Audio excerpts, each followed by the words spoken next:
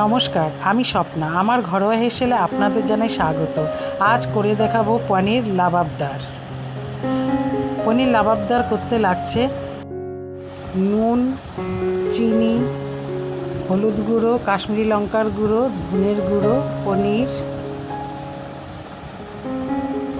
ধনে পাতা কুচি, টমেটো কুচি, কিছুটা পনির গ্রেট করে নিতে হবে, চারমগজ, কাজু, আদা কুচি, লঙ্কা,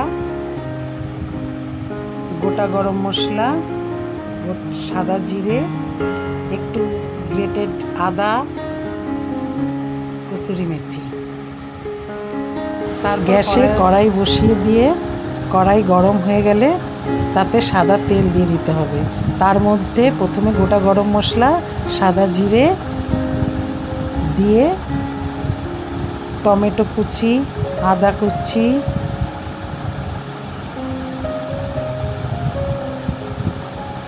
চারমগজ, লঙ্কা,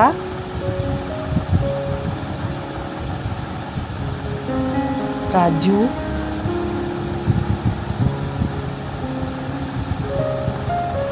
সব মশলাগুলোকে একটু নাড়াচাড়া করে নিতে হবে। একটু নাড়াচাড়া করে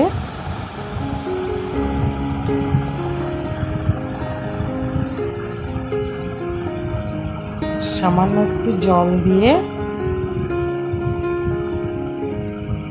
আর একটু নেড়ে দিলাম।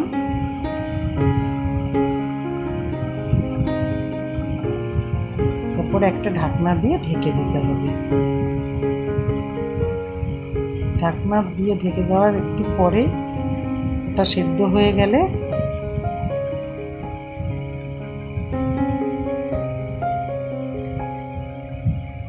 নামিয়ে নিতে হবে।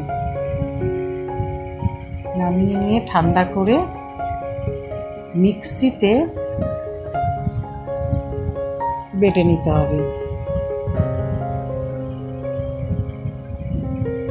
তারপর আবার গ্যাসে কড়াই বসিয়ে সাদা তেল দিয়ে গ্রেটেড করা আদাটাকে ছেড়ে দিলাম, দিয়ে একটু ভাজা ভাজা করে নিলাম। ভেজে নিয়ে তার মধ্যে হলুদ গুঁড়ো, ধনের গুঁড়ো, কাশ্মীরি লঙ্কার গুঁড়ো দিয়ে ফোড়নটাকে একটু ভেজে নিলাম।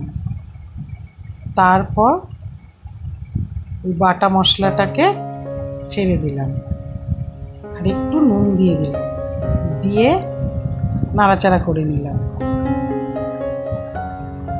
নাড়াচাড়া করে একটা ঢাকনা দিয়ে ঢেকে দিলাম। একটু পরে ঝোলটা ফুটে উঠলে ঢাকনাটাকে খুলে দিলাম। ঢাকনা খোলার পর ওই ঝোলের মধ্যে গ্রেটেড করে রাখা পনিরটাকে দিয়ে দিলাম। দিয়ে একটু ফুটতে দিতে হবে। একটু ফুটে উঠলে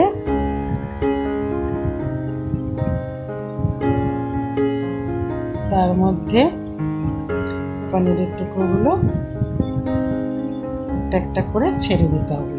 আমি পনির ভেজে নিইনি, কাঁচা পনিরই দিয়ে দিতে হবে।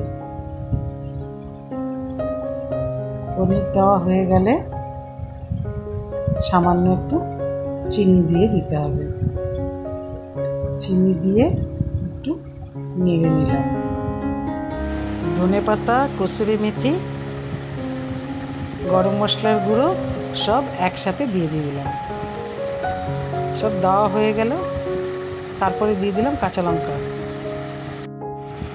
আমার রান্নাটা যদি ভালো লেগে থাকে তাহলে ভিডিওটি লাইক, শেয়ার, কমেন্ট করতে ভুলবেন না।